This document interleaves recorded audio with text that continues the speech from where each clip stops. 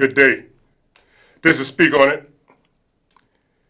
A part of the retro current team, W.H.O.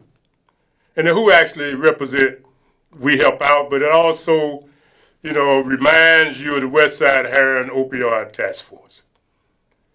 And because our president is taking a whole lot of drugs, and I bet some of them is opioids, that means that LaShawn's Forward initiative with the West Side Heroin Opioid Task Force is even serving people as high as the president.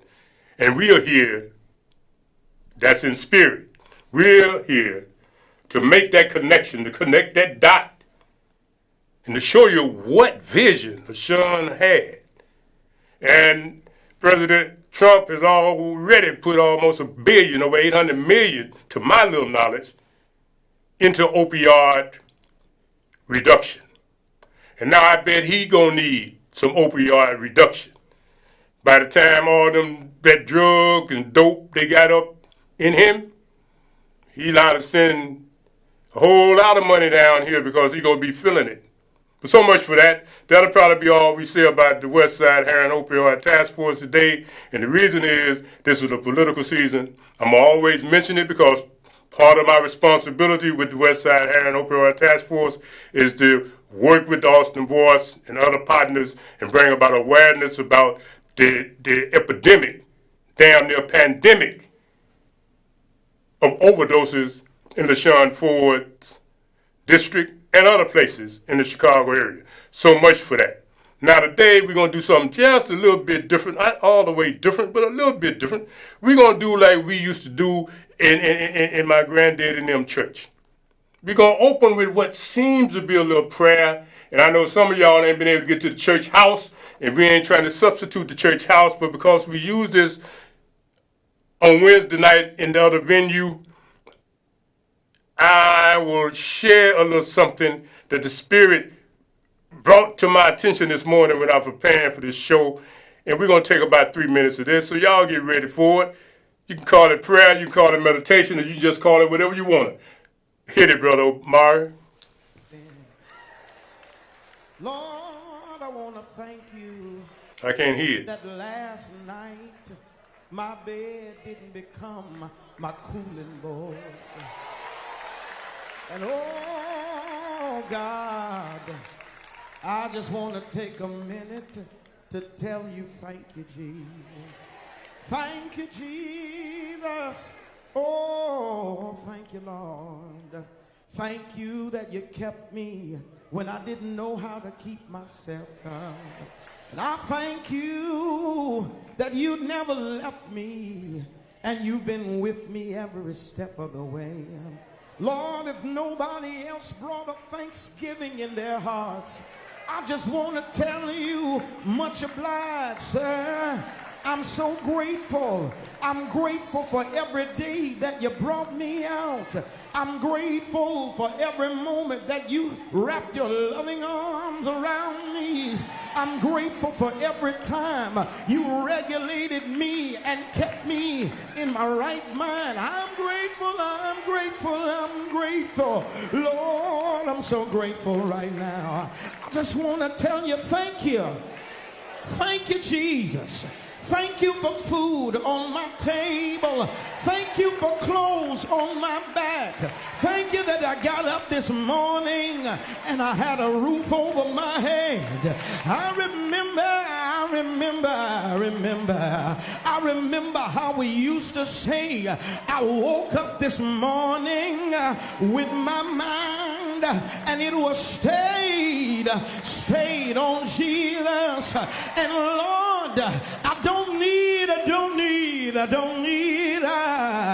don't need no rocks crying out in my place.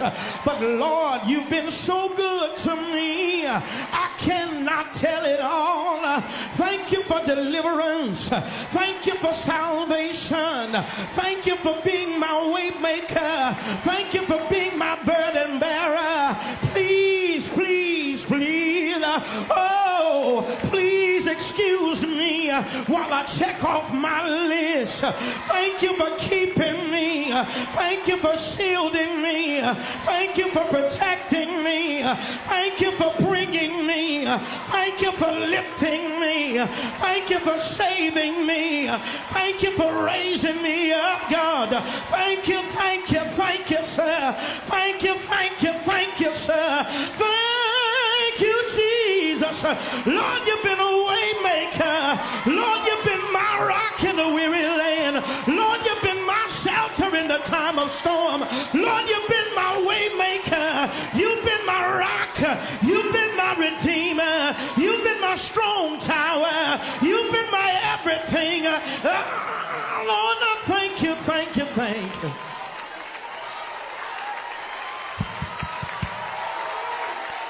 Well, y'all, we'll cut it there, but that ain't all of it.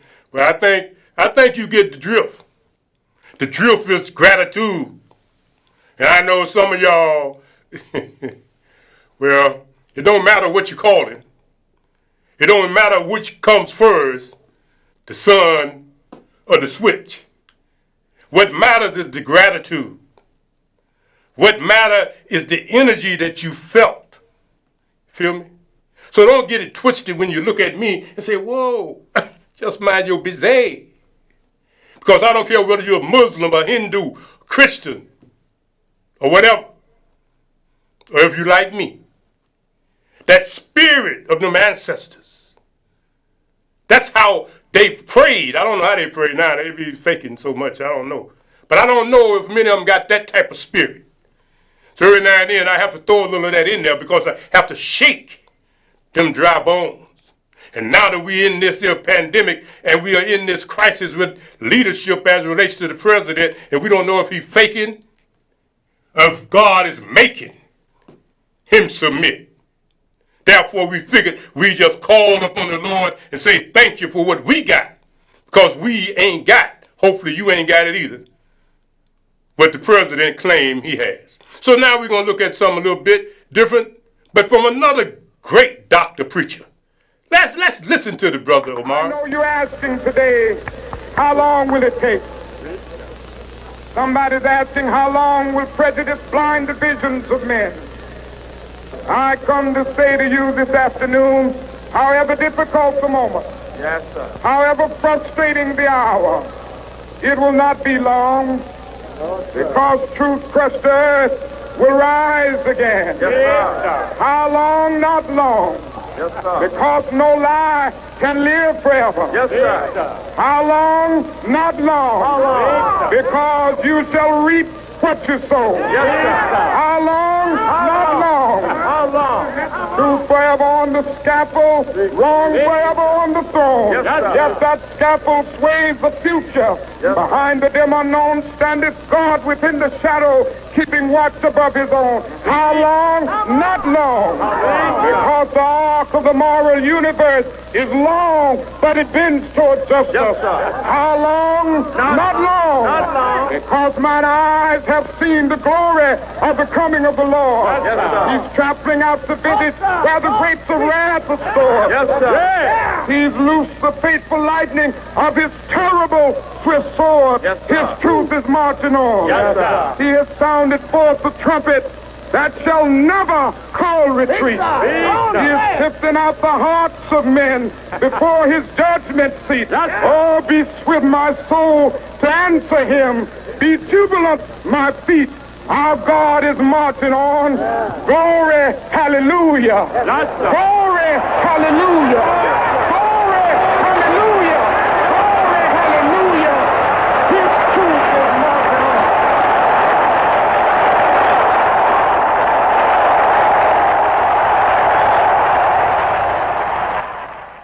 His truth is marching on. His truth is marching on. Now we're going to show you another truth. Join hands so often with students.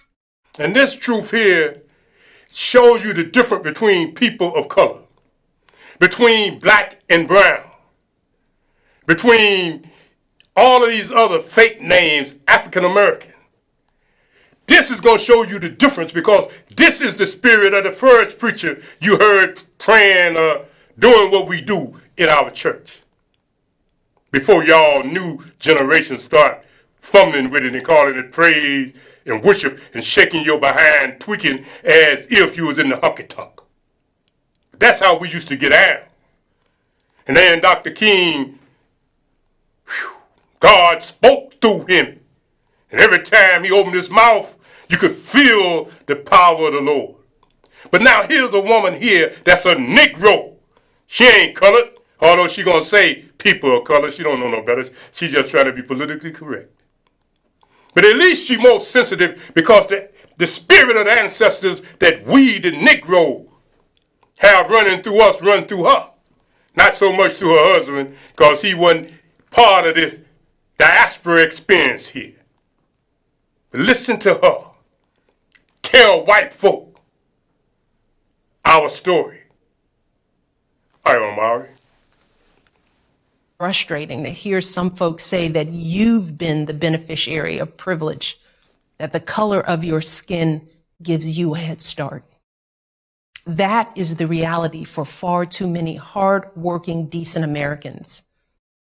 But right now, the president and his allies are trying to tap into that frustration and distract from his breathtaking failures by giving folks someone to blame other than them.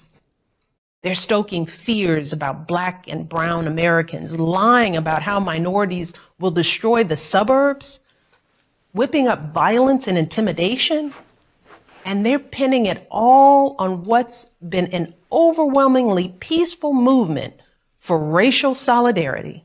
It's true.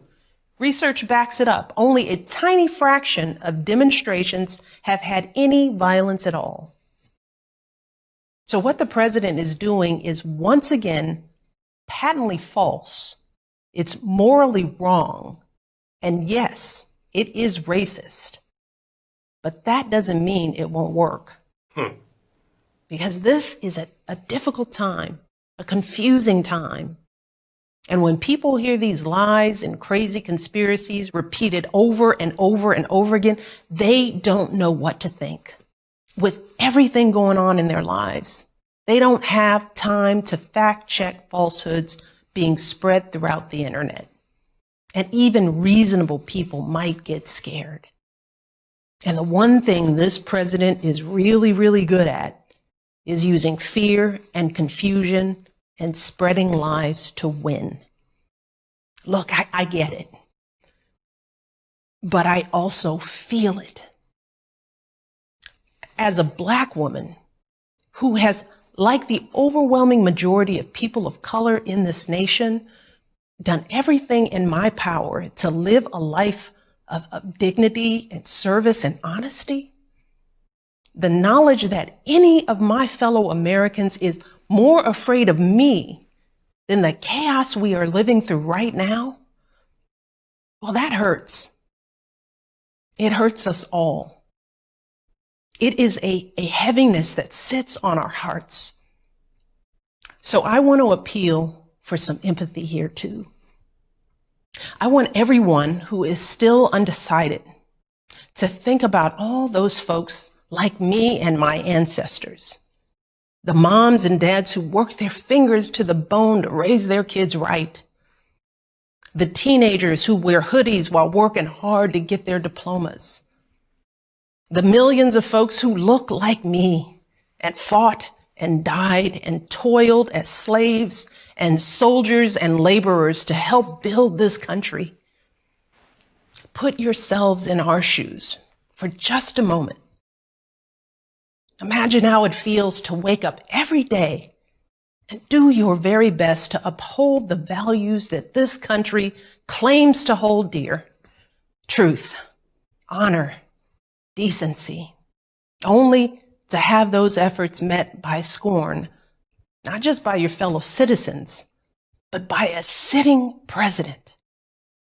Now look, she's more than a person of color. She's more than a Black woman. She is a true Negro. I don't give a damn about you new generation wanna be politically correct morons. She speaks the voice, the pain, the experience of those of us that are descendants from slaves.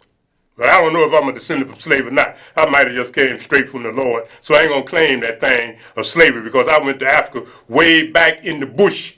And there were some folks over there with the same last name as me. And they ain't never been to America. They ain't never seen America. And they said ain't no white folks been up in there where they were. So I don't know. I ain't going to claim all that.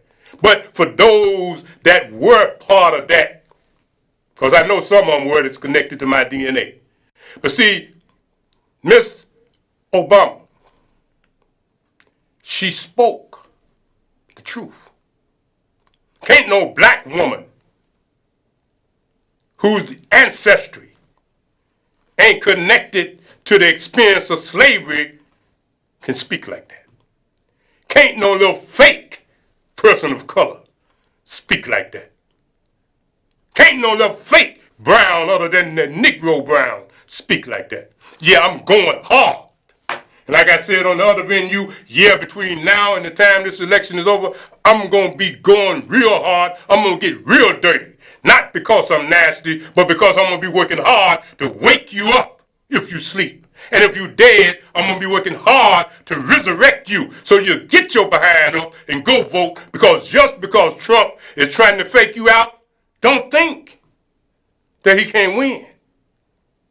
He can still win if you don't go out and be sure, you understand, that there ain't no room for him to win. All right, Omar, let's go. I can't hear. People are laughing at us. All over the world, they're laughing at us. The whole world is laughing at us. Everybody's laughing at us. Believe me, folks, the world is laughing at us. World leaders caught on camera laughing about President Trump. Several world leaders mocking President Trump. They're laughing at him. I just want to remember that cheeseburgers go very well with French fries. World leaders mocking and ridiculing him for being completely off balance. True leadership will not be measured by the ability to muzzle dissent or to intimidate and harass political opponents at home. Allies are deeply worried about him. They say he's becoming increasingly isolated. Something is very wrong. Did you know Trump once tweeted in 2014, "We need a president who isn't a laughingstock to the entire world"? And as most of his tweets, well, that aged very well, didn't it? Now, you can cut it off on that. We don't need to hear all this part, Omar. Now, we're going to keep it moving because we're looking at the clock and we're a little bit off schedule because I was in here. And as you can see this piece here, and I wanted you to look at this here, and I'm probably will use this until the election is over, because although I don't play chess, and I don't say that to brag, because I know all you sophisticated, smart, intelligent people think that that's such a strategic mind strategy type thing. You know, maybe it is. But I'm one of those, you know, I never had the patience for that. Chess, checkers, cards, I can't do none of that. My mind don't work like that. My mind have to be free for the spirit to flow. And whatever strategy you got, it ain't gonna beat the spirit. The spirit gonna beat strategy every time. So, but we got issues here. You see the little red man over there? And you see the little white something over here. The question is, which one is gonna win? Now both of them is the little red man. Because I think the little red man got some horns. So just because the dude in the white got a little halo over his head, don't believe that lie. They playing a game, and when you look at the board, you see what's on the board, don't you? Look like more black folks than anything. More Negroes than anything. But they say they start out, so I don't know. But I think I'm going to use this here until the duration. And part of that is because of this. You know, me and Amara have been trying to be creative, you know. And other producers down here being creative with how we do the set. But what I have noticed is that Amarillo, boy, they be taking stuff out and they won't even show me on my own shows, dude, you know? They take somebody else and put them up there. Hell, I'm looking for me, and here's somebody that was a headline in the show or somebody sitting in the cut. I said, what the hell is this? They want to be show. I ain't going to say nothing. But I just wanted to be able, if they decide to play games with this You understand? Look at yourself. This is what's happening in America right now. The one with the red and with them horns, and the one with the white in his big chair with the halo. But in the end, in this situation, it ain't no difference. All right, Omari, what's next? Trump's decision to leave Walter Reed Medical Center early, even as he's struggling with coronavirus, seems to be a purely political decision to make himself out to be this machismo leader who has conquered this virus personally. We know that because CNN's Caitlin Collins, along with other news outlets, reported that Donald Trump wanted to basically reshoot, as if he's shooting a reality show, his entrance into the White House following his release from the hospital. Take a look. We saw him go inside and not put that mask back on, and now we're learning a little bit more about what he's doing. You see as the president is going inside those doors, and then he comes back out still without a mask on, apparently to reshoot his entrance into the White House, because my colleague Ali Malloy looked at this closely, and you can see an official photographer and a camera crew standing inside the White House shooting the president, and it's about 4 people within close proximity of the president, who of course, like we said, is not wearing a mask. Let me repeat that. He is not wearing a mask as he is walking into the White House, where other people are shooting this and redoing his entrance to make sure they can capture it in the way that the president wants them to. Okay, so this Trump video where he says, maybe I'm immune, I don't know. I stood out front, I led. Nobody that's a leader would not do what I did. And I know there's a risk, there's a danger, but that's okay. And now I'm better, and maybe I'm immune, I don't know. But don't let it dominate your lives. Get out there, be careful. We have the best medicines in the world. Let me break that down. First of all, you are an active coronavirus patient, thereby proving beyond a shadow of a doubt that you are not immune. So if you thought you were immune while being a coronavirus patient, you're more mentally unstable than even I imagine. If you mean that since you already had coronavirus, you're immune going forward, no, you're in the exact time zone of being contagious. It's not like once you recover from your fever, you're not contagious anymore. He doesn't know anything about coronavirus. He doesn't know one thing about it. And this is from the same guy who just yesterday put out a video saying, now I understand coronavirus better than anyone. Now you understand it? He's like, believe me. No, I don't believe you. You moron. You were president for 10 months, 210,000 people are dead. You didn't know a thing about coronavirus. You get it, then you claim you know everything and that you just learned it because now it finally affects you. You come back, display that you know nothing about it by taking your mask off, exposing everybody at the White House to it. Stephen Miller gets test positive today. Kellyanne Conway, Kayleigh McEnany, Hope Hicks, the list goes on. And then you turn around and go, maybe I'm immune, I don't know. You're doing a presidential address in the middle of a pandemic that has killed hundreds of thousands of Americans. You know what you should do? You should know before you talk. Moron let's go on. They of get the morons. I like my man. My man is snapping and he ought to snap. And that's what you need to understand. You see, if we come with some information, you're gonna holler it's fake news. That's what you're gonna do. So it might be fake news, but it's coming out of their mouth. So believe what you want to believe or not. But sometimes, at least for me, most of the time, it's better that I use a surrogate. And these people here, for right long and now, what we're dealing with, they are able to speak in a way that all I have to do is come in on and amplify. So let's go to the next piece, Amara. Over the weekend, we saw Donald Trump engage in a number of stunts to message to the American people that even though he tested positive for coronavirus, he's fine, he's still working really, really hard.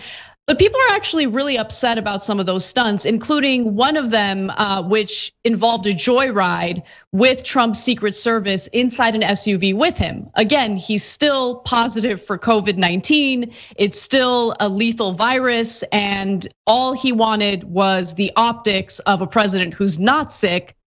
And he's risking people's lives to do it. So let's take a look at what that scene looked like over the weekend.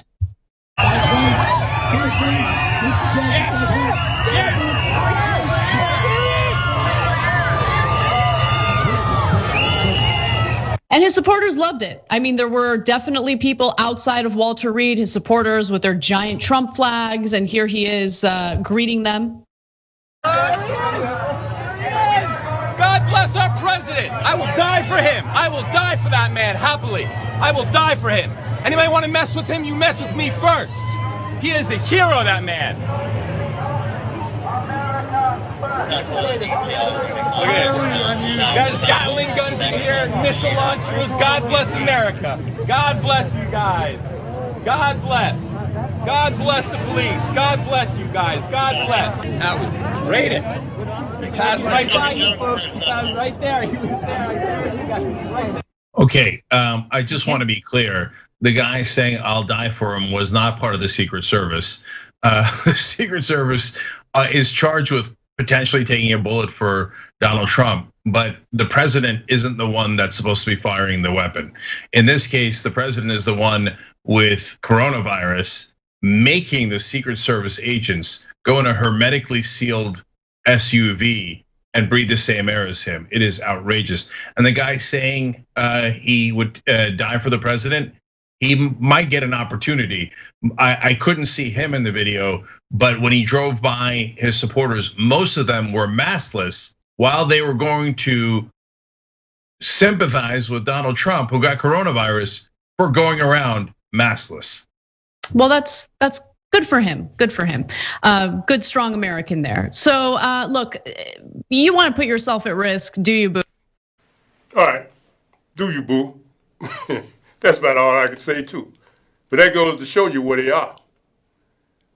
But I think we need to go back to that because I think his son, Junior, they're gonna mention something about his son, Junior. So Mara, let's see, do we get to that piece where she talks about the son and his siblings?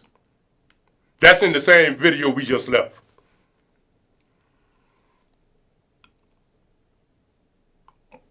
Well, since the computer might not work the way my mind just went, it's not that significant, but his son said that he felt his daddy needed an intervention, but he was not able to convince his brother and his sister to agree. But at least Junior know that his father is having a crisis. But we don't want to rerun the whole thing just to get to Junior. Take my word for it. Go to YouTube or somewhere and you'll get it. So let's just move on, Amara. Doctors are coming under criticism both for their shifting narrative regarding the president's condition and out of concern for the drugs Mr. Trump is being given. A still experimental antibody cocktail, the antiviral drug remdesivir, and a strong steroid. Is the president sicker than they say? And what about the possible side effects? Here's Stephen Fabian.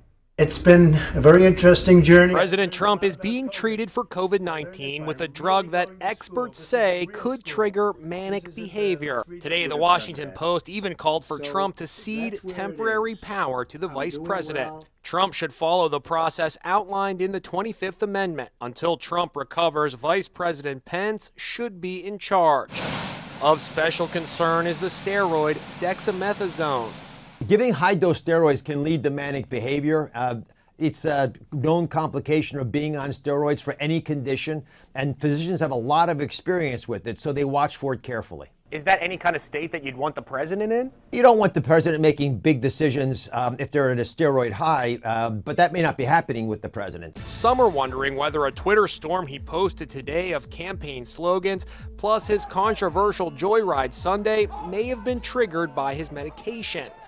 The World Health Organization recommends that dexamethasone only be given to patients with severe and critical COVID-19. White House physician Dr. Sean Conley was asked about the medication at today's press briefing. His mental status, does he have any side effects from his medications, any fogginess from the virus?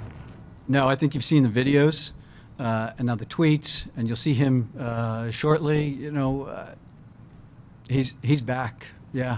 So, how sick is the president?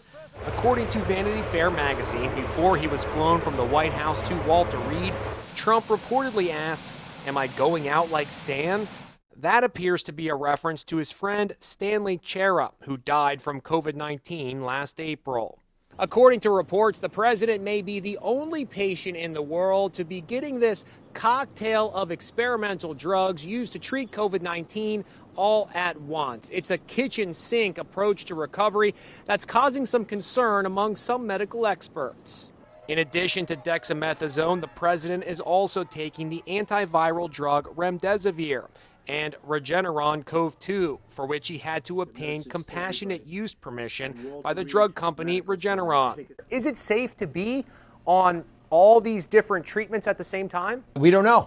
It's a chemistry experiment to have all these medications in one person at one time. That stated, each of these medications makes a lot of sense. He has also taken zinc, vitamin D, the sleep aid melatonin, the antacid Pepcid, and aspirin to keep the fever down. Well, hell of a thing. You know, maybe he chose to use himself as a guinea pig. You know, I don't know. But, you know, you don't know whether he's a hero or a bozo. It's hard to tell. But I would imagine, though, that all of that stuff in an old man's body, sooner or later, we don't know. All right, Omar.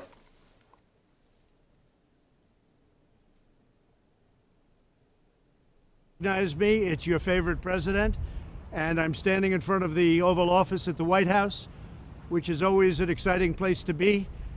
I got back a day ago from Walter Reed Medical Center. I spent 4 days there and didn't have to. I could have stayed at the White House, but the doctor said, because you're president, let's do it. I said, fine. You tell me what to do, and I'm going to listen. These are great professionals. They've done a fantastic job. And by the way, not only at Walter Reed, all over the country, we have the greatest doctors in the world. We have the greatest nurses, the greatest first responders, law enforcement, by the way, incredible. Firefighters, everybody, they're just great. We have great people. This is a great country. But I spent 4 days there, and I went in, I wasn't feeling so hot. And within a very short period of time, they gave me Regeneron. It's called Regeneron. And other things too, but I think this was the key. But they gave me Regeneron, and it was like unbelievable. I felt good immediately. I felt as good 3 days ago as I do now. So I just want to say we have Regeneron. We have a very similar drug from Eli Lilly, and they're coming out, and we're trying to get them on an emergency basis. We've authorized it. I've authorized it. And if you're in the hospital and you're feeling really bad, I think we're going to work it so that you get them and you're going to get them free. And especially if you're a senior, we're going to get you in there quick. We have hundreds of thousands of doses that are just about ready. I have emergency use authorization all set, and we got to get it signed now. And you're going to get better. You're going to get better really fast. This is things that nobody even thought of a few months ago. The job that the scientists, the labs, everybody have done is incredible. Then in addition to that, you have various other drugs that help a lot, but these, I view these, I know they call them therapeutic, but to me it wasn't therapeutic, it just made me better, okay? I call that a cure. So I want to get these things done. So we have to get them done, we have to get them approved, and I want to get them to the hospitals where people are feeling badly. That's much more important to me than the vaccine. But on the vaccines, we have many companies that are in final stages for the vaccines, Johnson & Johnson, Moderna, Pfizer, all great companies, but many of them. And we're going to have a great vaccine very, very shortly. I think we should have it before the election, but frankly, the politics gets involved, and that's okay. They want to play their games. It's going to be right after the election. But we did it, nobody else. Nobody else would have been able to do it. The FDA has acted as quickly as they've ever acted in history. There's never been a time, and no president's ever pushed them like I pushed them either, to be honest with you. but the FDA is approving things in a matter of weeks that used to take a matter of years. So we have these drugs, Eli Lilly and the others that are so good, but they are, in my opinion, remember this, they're going to say that they're therapeutic, and I guess they are therapeutic. Some people don't know how to define therapeutic. I view it different. It's a cure. For me, I walked in, I didn't feel good. A short 24 hours later, I was feeling great. I wanted to get out of the hospital. And that's what I want for everybody. I want everybody to be given the same treatment as your president, because I feel great. I feel like perfect.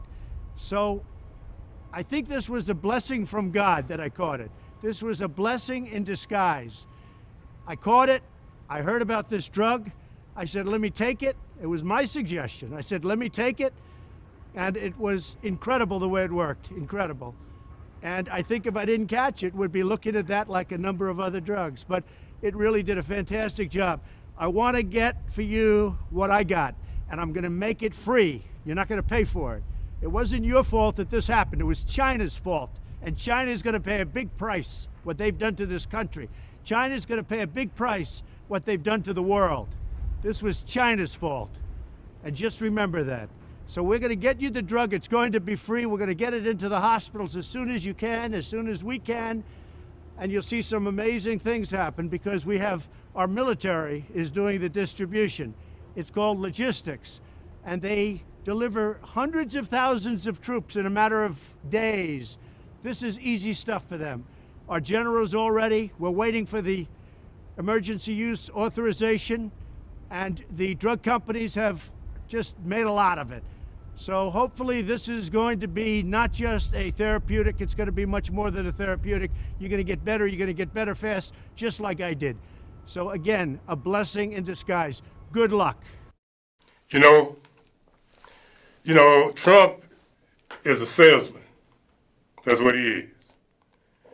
Some folks say he's a liar. I say he's reckless as hell. Because some folk might not have the power of discernment. But if you listen to Trump, man, you might end up dead as a rock. Now, the bottom line is this. He might have been listening to Minister Farrakhan, because in Minister Farrakhan, the last one that I saw, he was saying something similar to what Trump just said, is that, you know, if you died as a result of this terrible pandemic, that, you know, you gained the favor of God. I ain't quite got around to digesting that, but it's sort of like a Martha, those who die in the service of Islam for whatever their cause is, then you go into another category. That's sort of like what Trump's saying. Trump sounded like a suicide bomber. That's what he sounded like. So don't the rest of y'all get out there and strap on damn COVID-19 to try to get to the Lord, boy, because he done took a lot of bishops, a lot of preachers, and just a lot of people, period. So you have to pay attention. I mean, Trump, I don't know what the hell, but I'm going to tell you this. I reconsider my position that he need to just lay down and stay and let COVID be his way out. I still believe that. But I'm not sure that Trump got enough discipline to do that. I thought Trump had enough sense to ride this COVID out, and so he could get out of office and be out from under this. But I think Trump might have pulled this in order to try to somehow or other get his third of the population and some more. But according to the polls, you know, he ain't doing all that good. But man, that piece he just did, I hear you. But I don't know if that's the hell of a message you need to give to some of us. I'm talking about us, folks that don't know too much, because they might believe that. And if they believe that, they just might die. He probably don't even care, though. Now, what else we got there? Well, we got a couple of things there. We got that thing with that vice Donald Trump has tested positive for COVID. We still haven't seen a negative test, even though he claims that he's no longer contagious. But he has tested positive for one other thing, and that's stupidity. You're about to experience some of that in this next clip. You've got 30 plus people with coronavirus in and around the White House. Address that concern for us, Mr. President. As you tell the Commission on Debates, you're not going to do this virtually. Yeah, well, first of all, I think I'm better. When to a point where I'd love to do a rally tonight. I wanted to do one last night, but I think I'm better to a point that I feel better than I did. I jokingly said 20 years ago. I feel perfect. There's nothing wrong.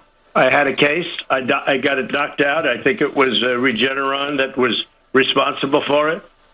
Because of that, it was sort of like almost a gift from heaven. Let me note that it is not impossible, considering all of the experimental drugs they pumped into his body. It is not impossible that he could be at a phase where he's no longer contagious, okay? So I just wanna put that out there. However, we have not seen any evidence yet indicating that he's no longer contagious, and there are tests to see if someone is contagious at this point. So let's see that test, and if that's true, you wanna go do rallies, do rallies. But even if he's not contagious, keep in mind that he has surrounded himself with people who were yelled at if they ever tried to wear a mask. They also got the virus. And so there are a bunch of sick people surrounding Donald Trump. And if you take all those people to wherever he's planning on doing a rally, you are risking the lives of people in that area, the workers who have to work to put that rally together. It's not just about him. It's not just about Donald Trump, but it doesn't matter. I mean, he doesn't ever see past himself and what he wants anyway. So look, guys, after you have coronavirus and you're completely past it, are you less likely to get coronavirus going forward? Absolutely, you are. It doesn't mean you're absolutely immune because people have gotten it a second time already, but you're close to immune. It's very unlikely. Is Donald Trump past it? Not by any definition of any doctor on the planet. According to Donald Trump, it's not my words, it's his. They say that he tested positive Thursday night. Now, some are speculating that he might have tested positive earlier and that he wasn't telling folks. But they say, Trump says, I tested positive Thursday. Today is Thursday. There is not a single doctor on the planet that thinks that someone who tested positive a week ago is not contagious a week later. I've never heard that, never read that. It's not a thing. Maybe by some miracle, someone might already be past it within a week, but there's been no documented cases of anyone not being contagious a week after they test positive. So no, he doesn't know anything.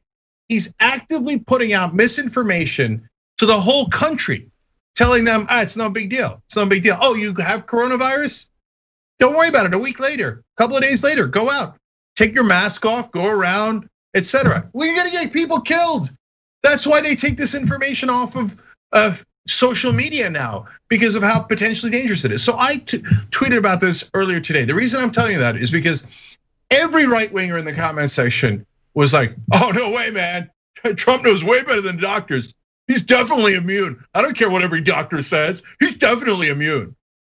No, these morons, they really believe Trump over every doctor on the planet.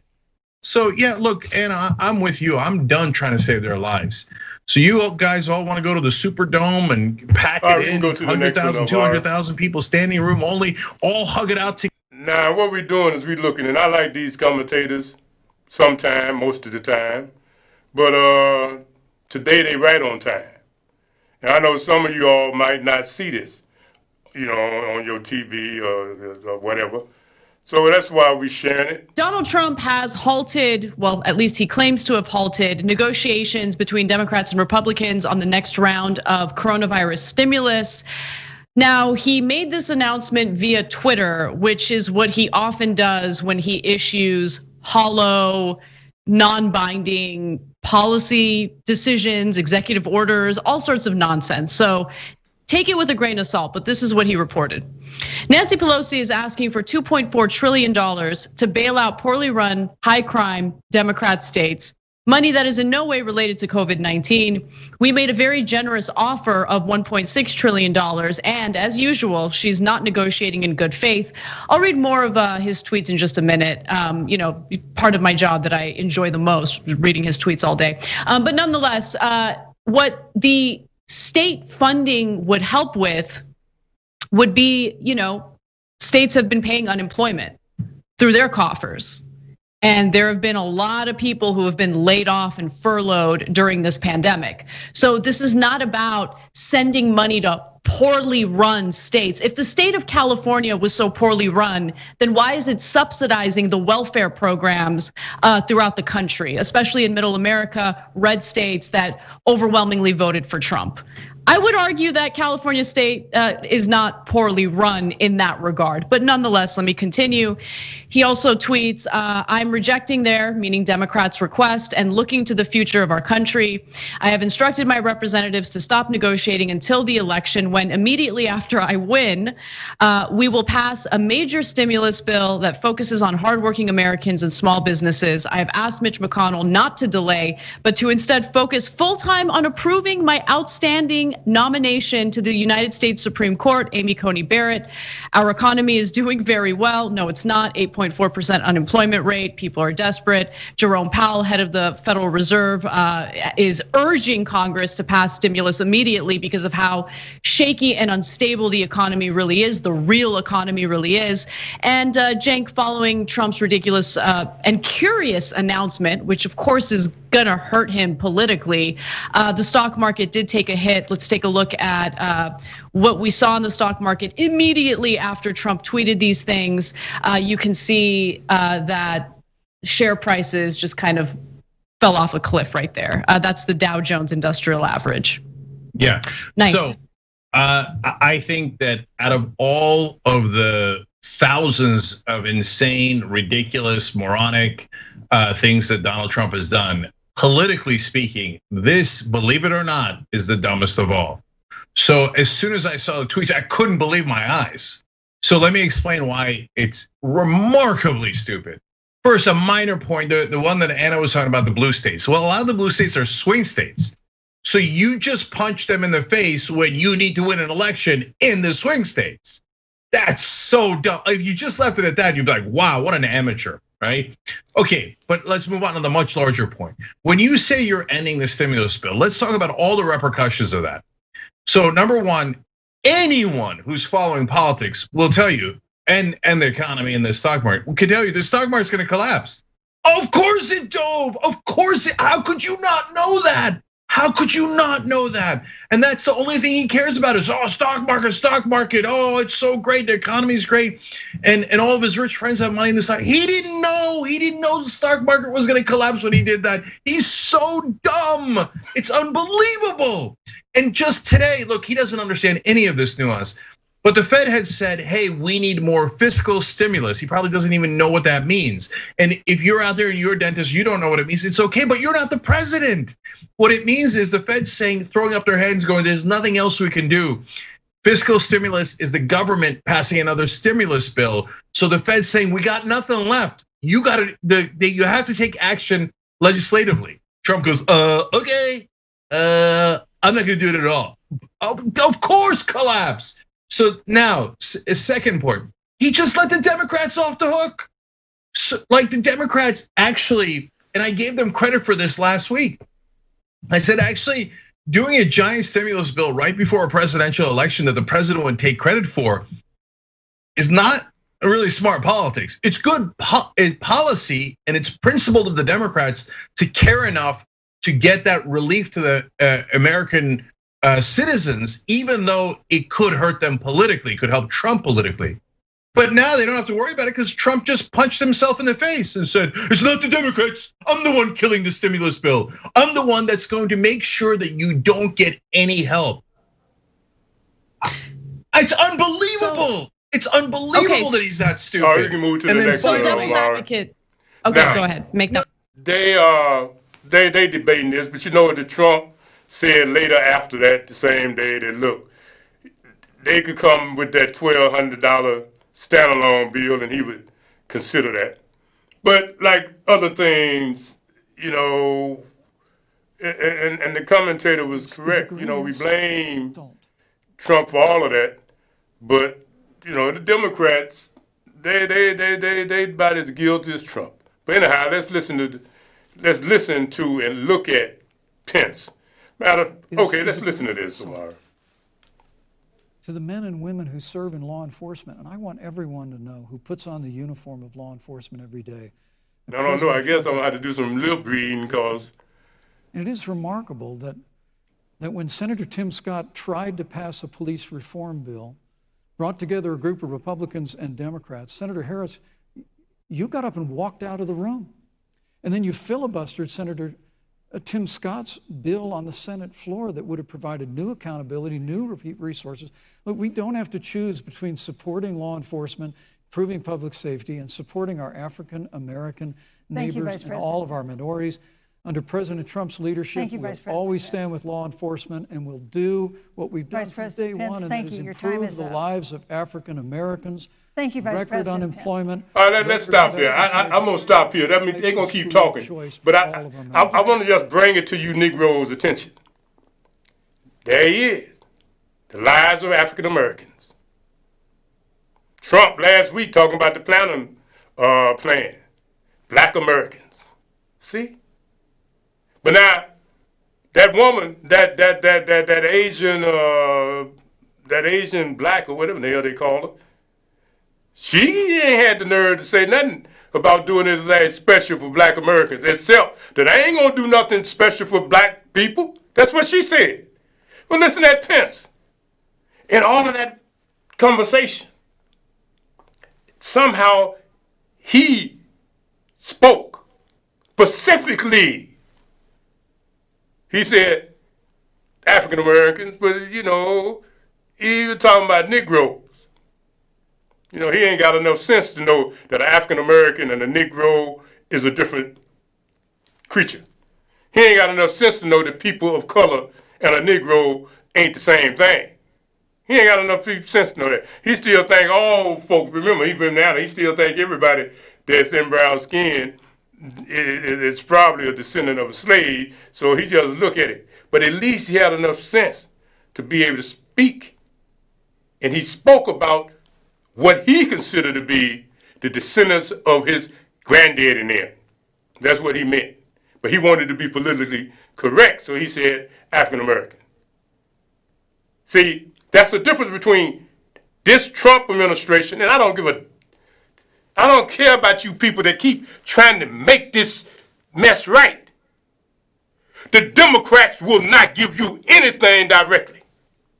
But Trump and this man say, we're going to look out for the black. You say, oh, they lying. Well, what the hell, man? Maybe they are, maybe they ain't. But the other one done told you clearly, I ain't going to give you a damn thing.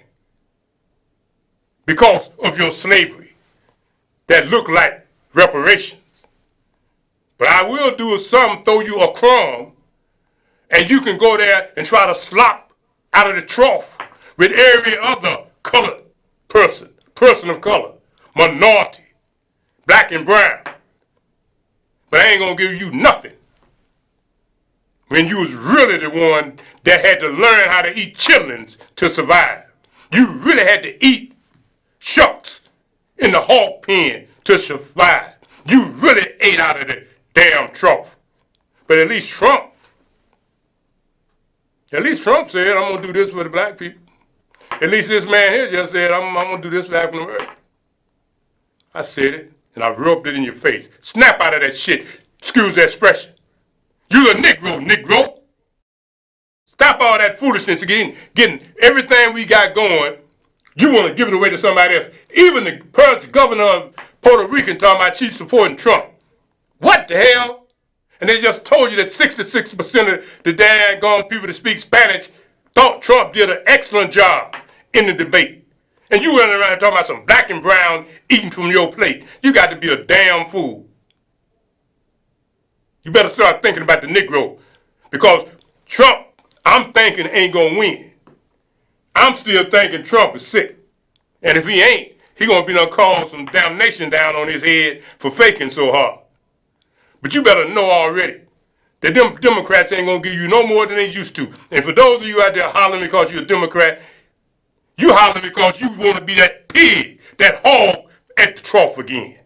You want to have your butt under the table at the trough again. You don't care about the rest of the Negro. You want to be the same Negroes that always get your slop from the Democrats. And that's why you're still in the condition you're in now. But let's move on, brother. I know we ain't got about 2 minutes. You can just show me this one. Show me this bumbling ass. I don't know. Why doesn't he just act like a president? That's a stupid way to say it. You know, I guess, Donald but Trump was asked on. Sorry. Go ahead. No, I probably best I don't know what I was going to say. Look, tomorrow's Superstar Tuesday, and I want to thank you all. I tell you what, I'm rushing ahead, aren't I? I would eliminate the capital gains tax. I would raise the capital gains tax. We choose unity over division. We choose science over fiction. We choose truth over facts. I commuted every single solitary Now we can stop day there. Y'all get the to drill. Wilmington, Delaware. over Somebody made 500 this miles. piece. You know, I ain't making mockery. Dude is disoriented. Y'all love him, and yeah, y'all say he's a better choice than Trump. I ain't gonna get into none of that. All I'm gonna say is this. We in such a critical situation. And we see that Trump is such a danger to himself and everything and everybody else. I have to go for this bumbling racist, this bumbling white supremacist. I ain't got no choice. I refuse not to vote. But I definitely can't vote for Trump. But that ain't nothing new. Negroes always do what they have to do, the lesser two evils. But that one you just saw, he gonna have to take some of that medicine that Trump been taking. He gonna have to take a whole lot of something, boy, because it's quite obvious his mind was all over the place. It's true. That's what you're looking for. But you still think that man, come on. They're going to declare him. They're going to use the 25th Amendment on him. They're going to say he unfit. Before 4 years is up, before he get 82. Although Pelosi is already 80-something. So I don't know how them people stay in office and they call everybody else when they get 60 senile. How in the hell you ain't senile? You've been in Washington for 68 years, and now here you are 90, laying up there nodding and slobbering all over the place, and you still think you're alert enough to have a position. Why don't you go somewhere and sit down? But no, they just can't give up that power. So the thing that I'm suggesting that we all do, go vote. Because if you don't vote, Trump and them can still win. And you'll be looking real stupid. You will. Because you ain't got enough sense to try to go back to Africa or nowhere. You might get a trip to the plantation. Who knows? Just show me that Super 5 piece with the flower on his head, and I'm going to make a quick comment on that and we're going to be out.